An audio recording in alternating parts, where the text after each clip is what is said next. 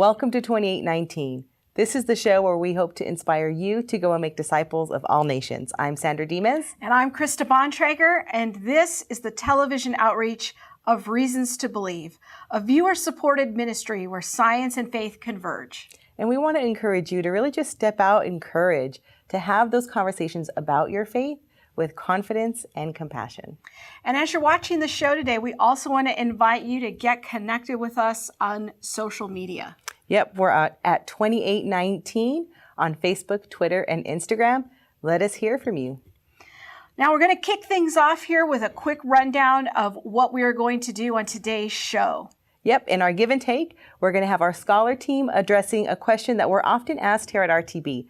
Does RTB support intelligent design? Boy, we get asked that question a lot. A lot. So I'm glad our scholars are taking some time to address that. Yep. And then Monica is going to be telling us about the AMP conference. It's a special 2-day event in Southern California that you're not going to want to miss. And on our Pick of the Week segment, we have a brief interview with Rachel Shockey, a new friend from Women in Apologetics. Yeah, we had a chance to connect with her at the Evangelical Theological Society meeting. So it was a great conversation. Yep. And then in our RTB 101 segment, Krista is going to be talking about how to be a good ambassador for Christ at all of those holiday parties coming up. Yeah, there's a ton of them. So family gatherings, office gatherings, church gatherings. How can we really do a good job of representing Christ? Yeah. And in today's Culture Talk segment, Sandra and I are going to continue our conversation about Christmas myths. And this week we're talking about the question, I love this, was Jesus really born in a barn? Good question. Yes. So let's get started first with our senior research scholar, Jeff Swearing, and see what he's up to with our Scholar Give and Take.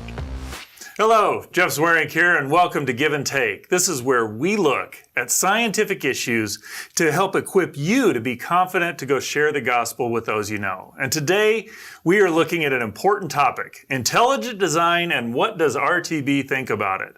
I'm joined by two of my favorite scientists, AJ Roberts, Rana. Good to have you in the studio today. Jeff. Thanks, Jeff.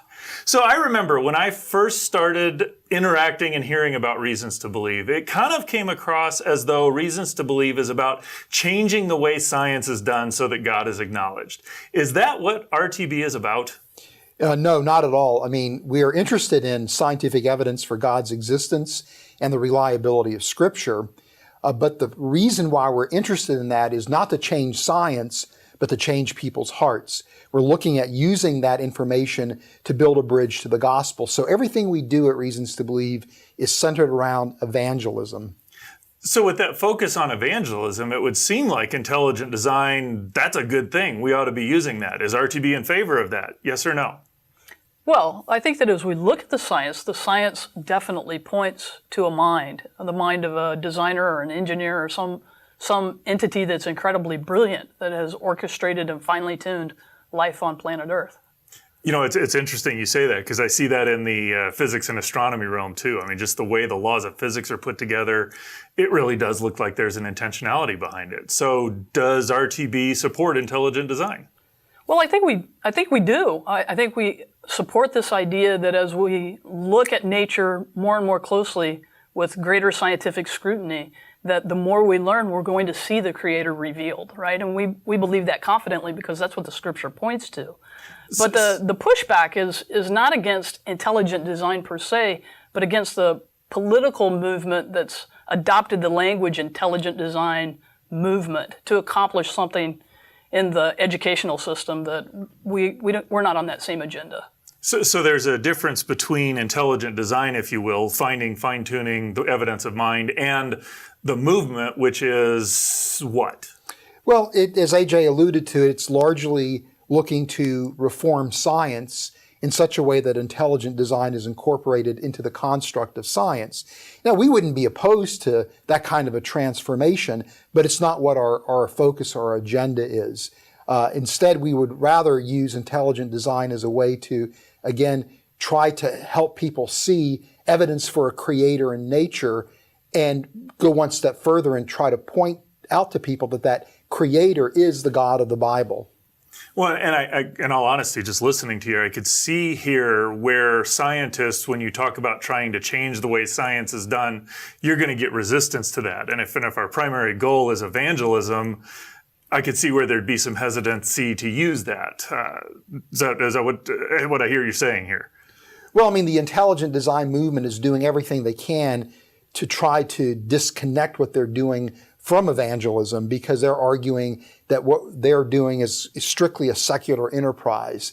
They're just simply trying to argue for design in the construct of science, whereas we're, again, are not interested in that as our primary objective. What sort of negative things come up in how irreducible complexity is used? Yeah, so I think one of the negative things that comes up frequently is that someone who's hearing someone make a case for irreducible complexity in the intelligent design motif will often say, there I've given you an explanation, it's irreducibly complex, God must have done it. And the other person hears that as saying, that's a science stopper, right? We can no longer ask, well, how does it work, or how did it come about, or how might God have done it, or what other functions might these systems be involved in other organisms? So they see it sort of as an obstacle to further scientific inquiry. Well, and I can see where a scientist would be opposed to that sort of thing, because that's what a scientist is about, is trying to figure out how things work. Absolutely, and I think a lot of bench scientists are opposed to this sort of irreducible complexity argument because that's what they hear and that's all they hear. They don't hear the positive spin that Fuzz was describing. So in some sense, there's a real utility in being able to articulate a positive case for intelligent design, and irreducible complexity as a part of that positive case. But there's so many features of the cell's chemistry that independently argue for design along completely different lines. Biochemical systems possess information. Biochemical systems show optimization, they show fine-tuning and high-precision operations. There's analogies between the molecular machines in the cell or the quality control systems and what we do when we manufacture machines and objects and things like that. And so there's a whole ensemble of arguments we could make, not just irreducible complexity. So it seems like that irreducible complexity can be seen as this kind of nail in the coffin. We've shown design, we've shown that there's a designer, but it actually looks more like it's one of the tools in the toolbox, that there's irreducible complexity and biomimicry, where we're imitating designs in nature, just the design in the genetic code, the systems, how it all works together. There's this great toolbox we have to use. What do you see as some of the tools in that toolbox? What's your favorite tool, or couple of your favorite tools? Well, I actually think this argument for fine-tuning at a life level or a cellular level is a really strong argument. And I think that, as we look at information in DNA and we begin to look at system-wide information that Fuzz was alluding to, not just all of those component pieces functioning properly, but functioning in sequence and interdependent with other cellular processes that are going on. It's like an orchestration, right? It's not even like the orchestration of a symphony. It's like the orchestration of Los Angeles with the Los Angeles skyline back there, right? It's all of those people, all of those pieces are fitting together and functioning together in a way that's actually the life of the city, if you will. I think that is just a powerful tool that we have, that we see evidence of fine-tuning and design and God's handiwork at all scales as we look across creation. And we really do see powerful evidence of an intelligent designer behind everything. But it's important to keep in mind how we make that argument, because what we want to do is encourage scientists to continue doing good scientists, because we'll see more of what God has revealed. We don't want to stop the scientific process. And we also need to be aware that intelligent design for a lot of scientists has a political meaning to it, which isn't about the science. And that will get in the way of being able to spread the gospel and share the hope that you have for eternity in your hearts. And so what I would encourage you to do is, Fuzz Rana has done a DVD where he looks at the tools that we have in our toolbox to argue for intelligent design and how we can share those with others. These are time-tested tools that have gone out and Fuzz has used to share the gospel with others, and people have responded and trusted Christ as their Savior. And so I want to equip you to go out and share the gospel with others. There are powerful tools to see that God is indeed the intelligent designer behind it all. Okay, so the next time anyone says, does RTB support intelligent design? The quick answer is yes, because it points to a creator but let's not get political about it. Next up, we're going to watch a short interview with a new friend, Rachel Shockey of Women in Apologetics. Yes, we're looking forward to hearing that. You're going to hear all about why women should be involved in apologetics. So let's check that out. The world is becoming more hostile to Christians and Christianity, and we are seeing a massive youth exodus like we've never seen before.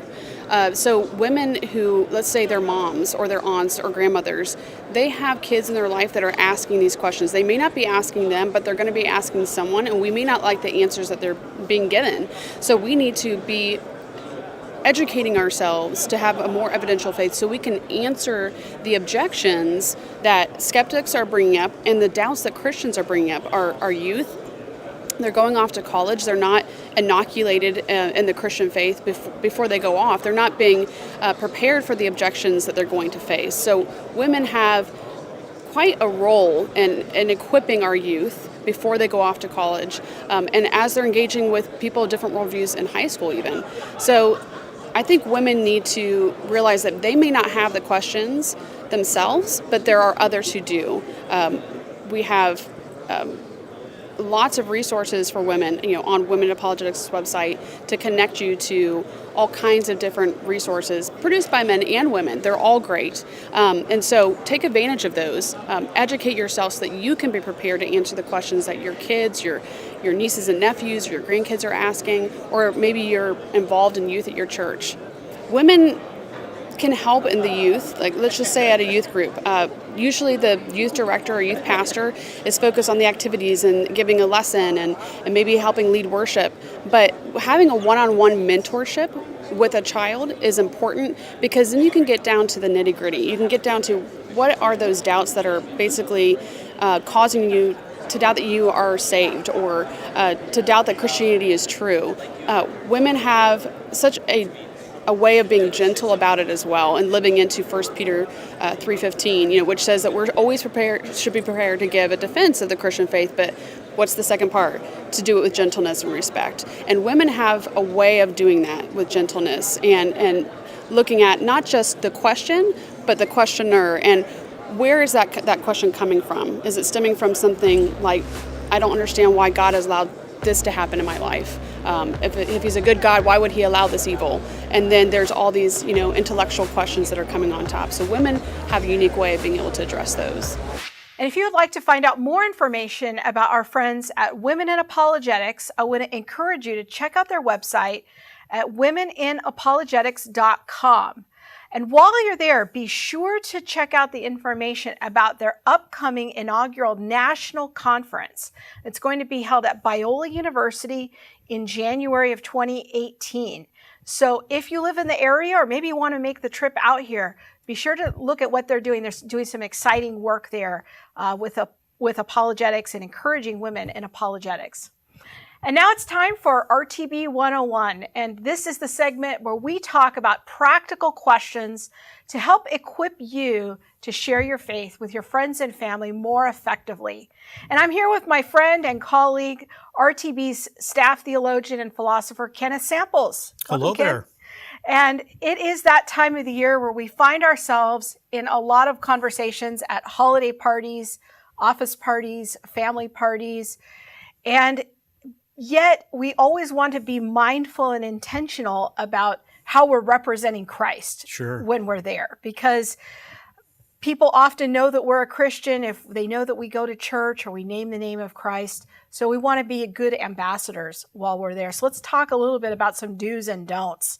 Let's think about first, what are some things that we could do in a party context to help represent Christ well? It's a good question because holidays are important to a lot of people, and a lot of people are not Christian.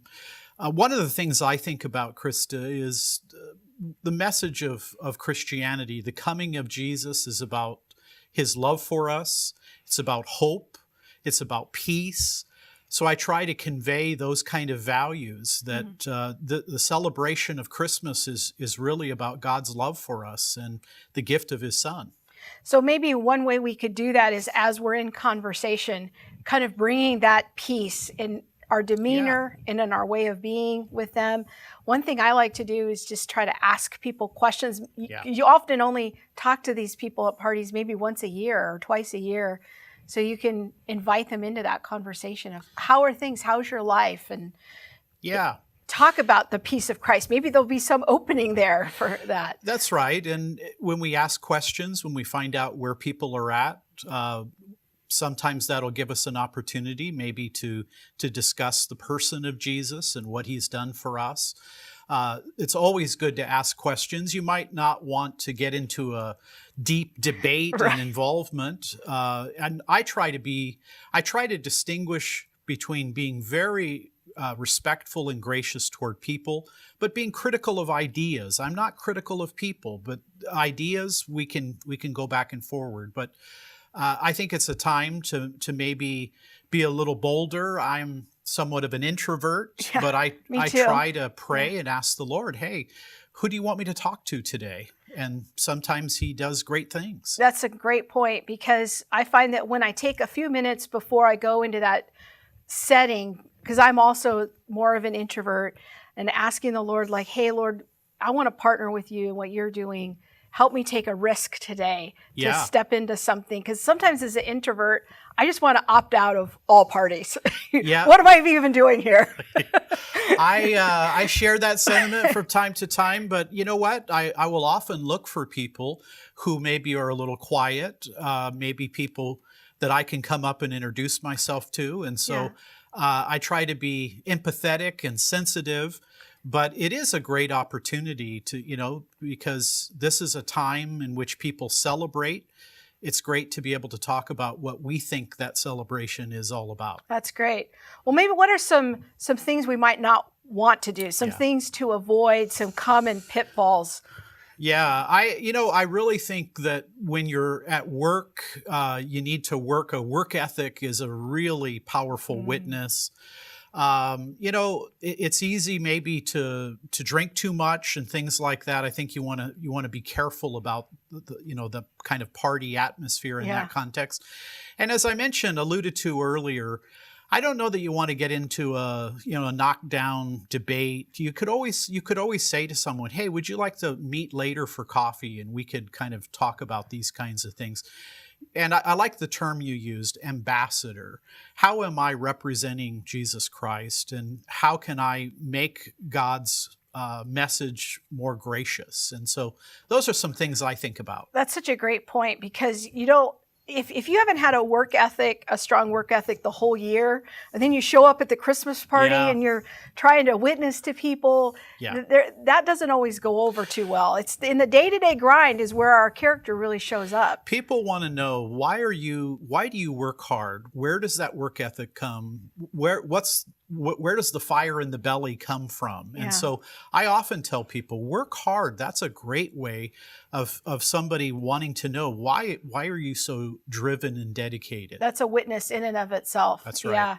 And then I love your point about how when we don't want to kind of have a reputation of being the difficult person at the party. Yeah.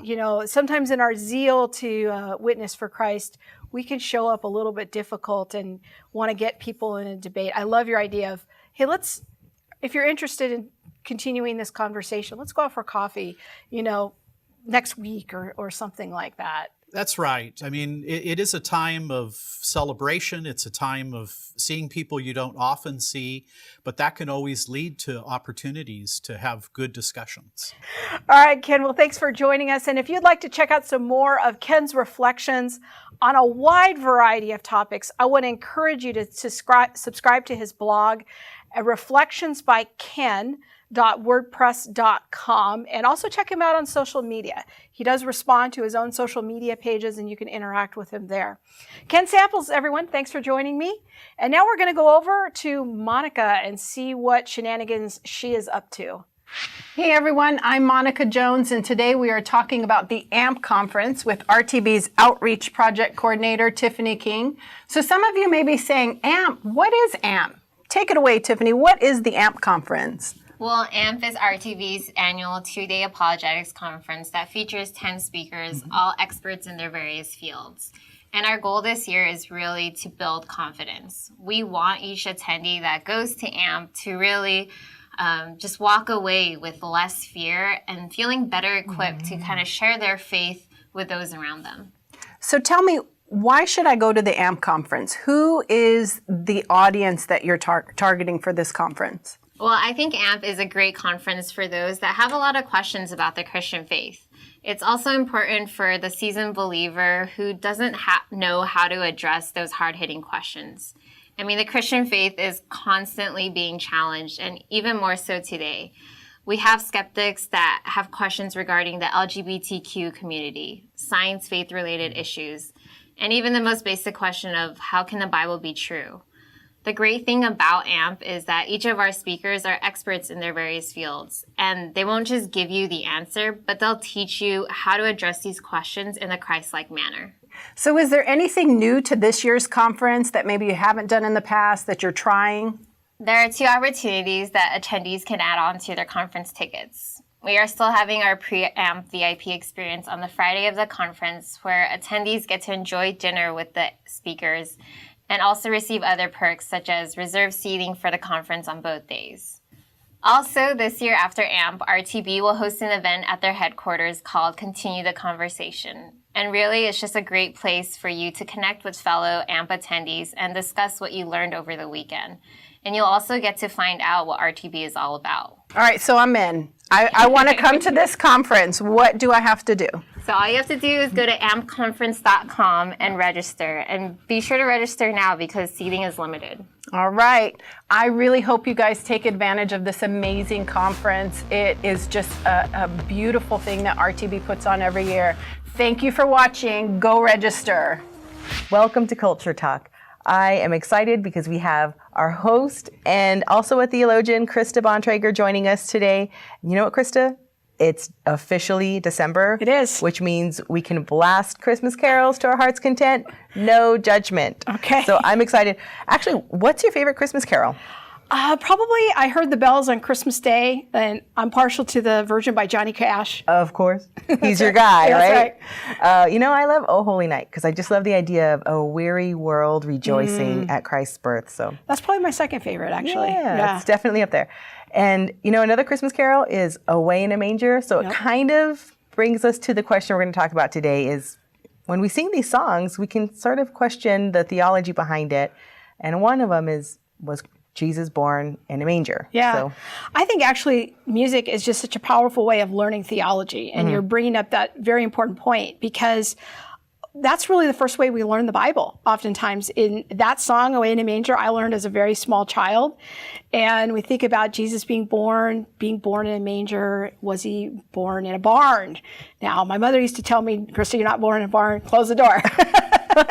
But the question is was Jesus born in a barn? Probably not. It's an interesting question because we have the little nativity scene and so much arises out of this phrase in Luke 2 that there was no room for them in the inn. And then that they laid Jesus in a manger. And the assumption that's often made is, well, there was a manger and mangers are in barns because a manger is a feeding trough for animals. So that must mean Jesus was born in a barn, but probably not. So if he wasn't born in a barn, then where was Jesus born? Such a great question. Luke 2 gives us a great clue. It says that there was no room for them in the inn. And this word that's translated in English in the Greek is kataluma. And it's translated other places, at least one other place in Luke. We call it upper room or guest room would be another translation. And this is like when Jesus went to the upper room to have the Last Supper. It's the same word, kataluma. There's actually a different word that Luke uses for what we think of as an inn or more like a hotel in the parable of the Good Samaritan. So probably a better translation is that there was no room for them in the guest room. So that kind of eliminates the whole idea of Mary and Joseph running in the rain, feverishly knocking on all the doors, trying to find, I need a place to stay, and the innkeeper and the innkeeper's wife and all of that. Probably not the same thing. They were probably staying with family and there was no room for them in the guest room. And in fact, The NIV translation, the New International Version, and the new version that came out in 2011, they actually made that correction. So what does the correction say then? It says what did it say and what does it say? So the traditional rendering is there was no room for them in the inn, which is where we get from the King James. But now it says there's no room for them in the guest room. So, Excellent. yeah. So that kind of clears things up a little bit. So, if we're not staying in the guest room, maybe we're on, we would think the equivalent of a couch someplace, not with the room. So why then does the Bible say he was placed in a manger? Yeah. So if you look at a first century home in Nazareth, and actually you can go in that same region today, and there's still homes from that same time period of the first century when Jesus was born. And you can get a really vivid picture of what was happening. So the family would live in this upper story, and this is where they would eat and where they would sleep and where they would gather. But the bottom floor is where they would keep their animals, especially when it was cold at night, and they would have them come in the house. And it was a way even of a part of their heating system of their house was the animals' body heat. If you're in a small house, then you got a lot of animals that are keeping each other warm. They're helping to keep you warm. You have a fire in the house.